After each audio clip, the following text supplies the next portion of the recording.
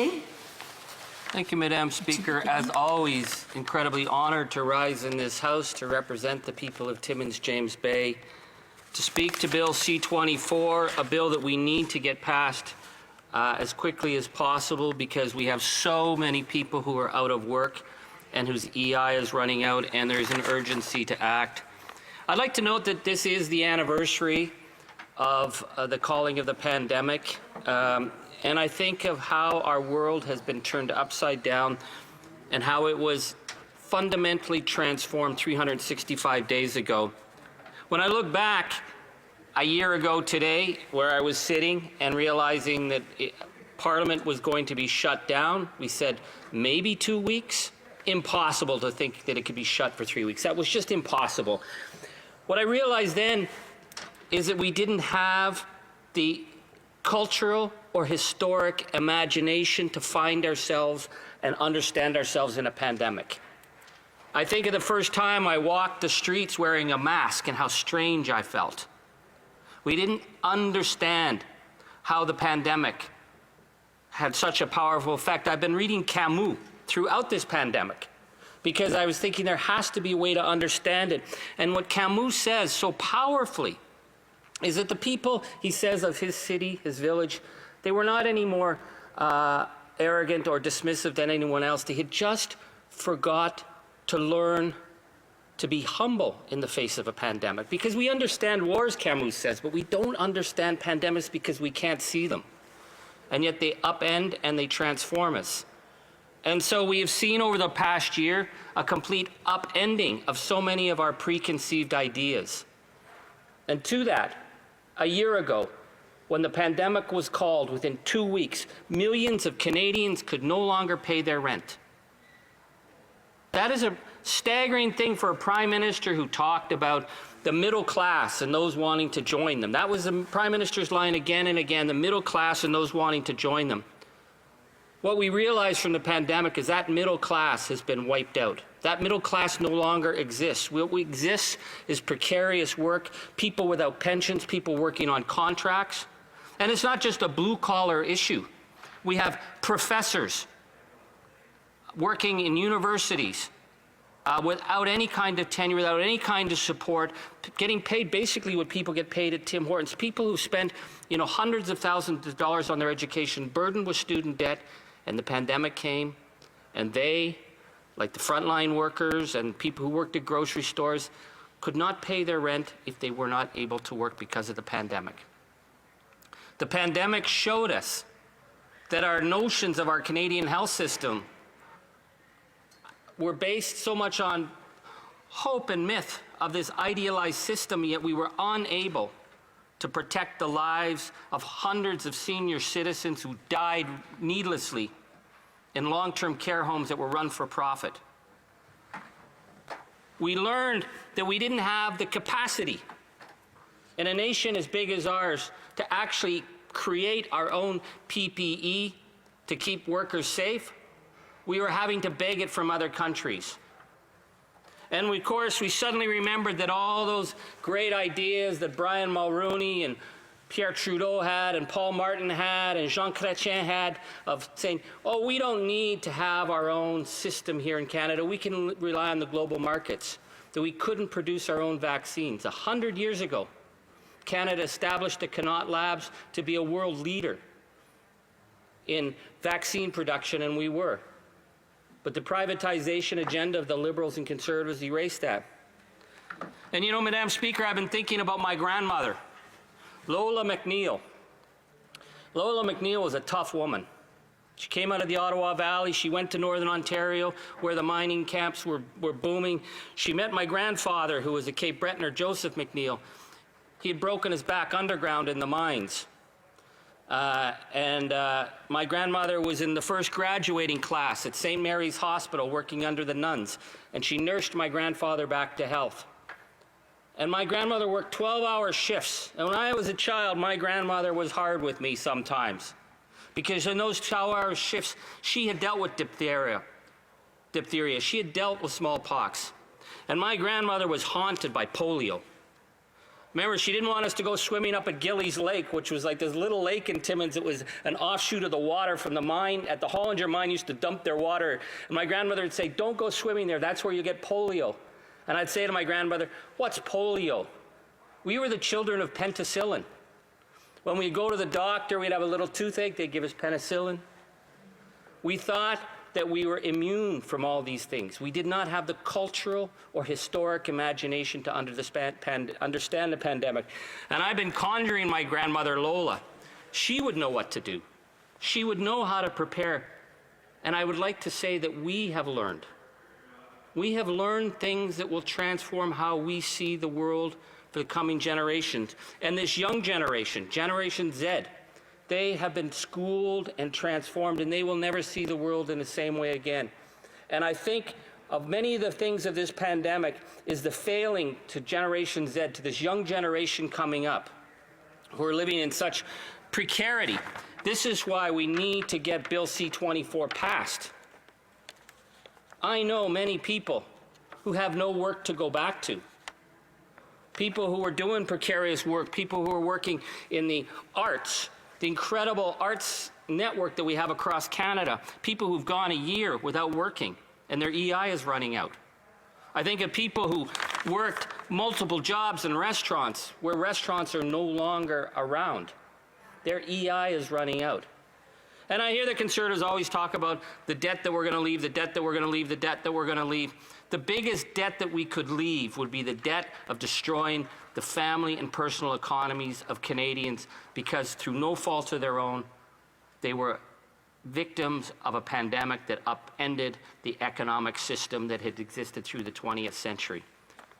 And coming out of this pandemic, we need a vision for a 21st century economy. We need to understand that the old 20th century ideologies of trust in the market and things will be okay and just give to the big boys, like how our Prime Minister cut a deal with Amazon, one of the crappiest corporations in the world. A corporation where the billionaire class has made more and more money while their workers have suffered on the front lines, keeping the economy going. We need a 21st century economy coming out of this.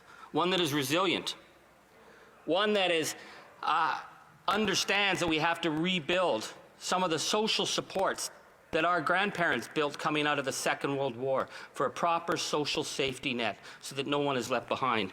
That we rebuild a strong healthcare system, and one that the profiteers are not able to exploit our parents and our grandparents in long-term care so that no one ever has to call in the army again to keep senior citizens from dying. That's the economy that we need to build. And to get there, Madam Speaker, Bill C-24 is one of the intermediate steps that we need to have in place. But I'd like to say, Madam Speaker, while we reflect on this issue of our society suddenly having to deal with precarity and insecurity. Well, there are many people in this country who lived with precarity and insecurity and failing health systems for decades. They're the First Nation people of our country, living in reserves on incredible territories of natural wealth where the treaties took them off their territories and put them on what are essentially internal displacement camps with substandard housing, substandard infrastructure, no access to clean water. And I mention it, Madam Speaker, because yesterday the Minister of Indigenous Services made an announcement that he was going to create a new website to deal with the water crisis. A website. We remember the Prime Minister, when he was first elected, saying his #1 priority was to guarantee clean water to First Nations. And most Canadian, across Canada, people said, of course. How could the richest country, one of the richest countries in the world, not guarantee clean water for its citizens? Citizens said to themselves, a country with so much beautiful, natural, clean water, how is it possible that people would be having to drink from dirty and polluted water? Not just in one community, but in community after community after community. And the Prime Minister said, He'll have mission accomplished by March 2021. Well, we're not even close to that. And the Auditor General last week put out a damning report that says it will be years. So this website that the minister's bringing out is like, he wants to show the successes that we've had, to turn away the attention from the ongoing systemic failures. And I mentioned, Madam Speaker, in terms of this issue of the pandemic, because of the insecurity and the precarity and the need to get away from these false 20th century ideologies. These false ideologies that somehow it's the fault of the First Nation communities for the fact that they don't have access to clean water. These are the systems that have been put in place by Indian Affairs. They remain in place despite the fact that 2005, the Auditor General wrote a condemning report about Indian Affairs and the crisis in water. And remember, Paul Martin was announcing he was going to spend billions to clean the water systems. Mission accomplished, not a chance. 2011, the Auditor General wrote a damning report on the crisis of water. And people might not remember, but one of the very first acts that Prime Minister Stephen Harper brought in when he was elected was a plan to get clean water to reserves. And yet in 2011, the Auditor General report read just like 2005. 2018, the Parliamentary Budget Officer issued a report that said this government was not going to meet their promise. And of course, last week we had the damning report by the Auditor General. This is not a great mystery, and I'd like to walk people through why these things happen. It is structural, it is systemic, and it is based on a system of racist colonialism. Because what happens with First Nation communities is that the federal government will always insist on spending the cheapest amount of money to fix the problem. This policy of the lowest bid has meant that we've had in community after community after community, operators come in, say they'll do the job for cheap because other, more credible companies won't touch the project. They're doing them in isolated fly-in communities where the costs are elevated, and these companies know. They'll take the bid. There's going to be cost overruns, number one. There'll be delays, and if there's problems, they'll just cut corners. So that's the first failing. The government, the minister has refused to change the policy on that. The second issue is that the Auditor General points out that they're using the same failed funding formula that goes back over 30 years, which is the refusal to put in proper operations and maintenance funding. Because what Indian Affairs wants to do is keep the ministers happy. What the ministers want to do is they want to cut a ribbon. They want to announce mission accomplished and move on. But if you don't have an operations and maintenance budget, the plants fail.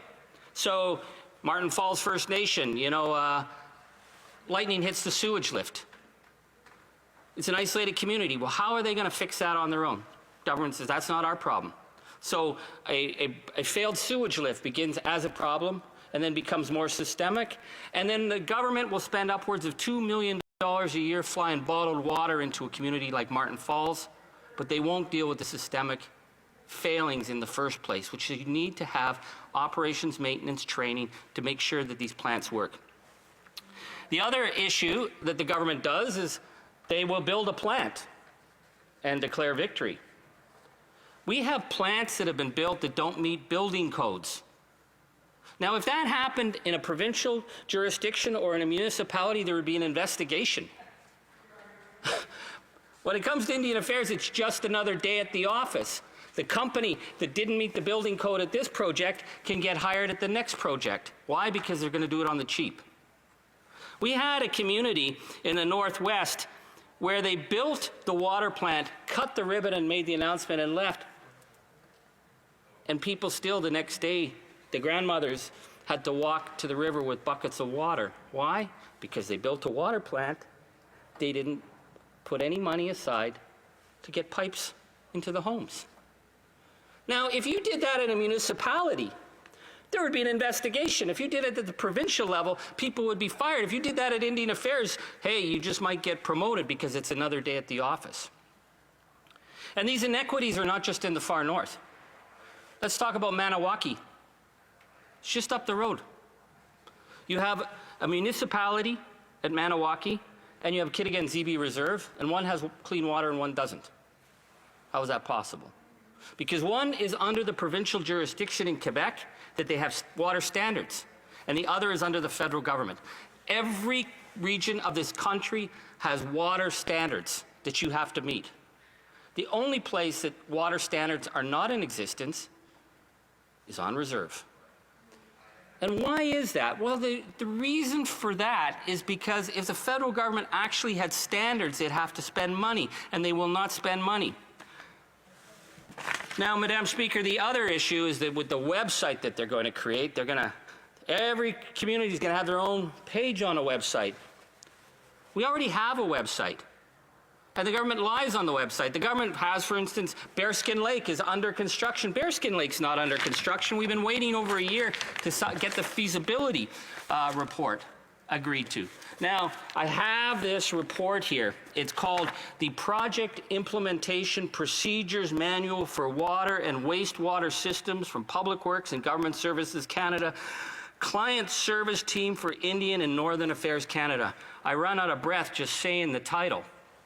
If you look at this, this is page after page after page of hoops that Indigenous communities, many of them in the far north, many of them impoverished, have to jump through to satisfy the department. Chief Shining Turtle, who's been a very strong voice on the need to actually listen to First Nations and put in place coherent systems, has told the government again and again, these manuals are manuals for failure. So when I hear the Minister of Indigenous Services say, the department doesn't want to impose a solution, they want to work with them, he's making it sound like he's their best life coach. What he's really doing is gaslighting communities by making it seem as though it's their fault that bad decisions are made. When you look at these reports and the amount of hoops that they got to go through, and they still end up with underfunded systems that fail. I want to give a couple more examples for people so they really understand how this failure works systemically. The government will say they were going to get clean water, say in Attawapiskat. But they don't want to look at the holistic system.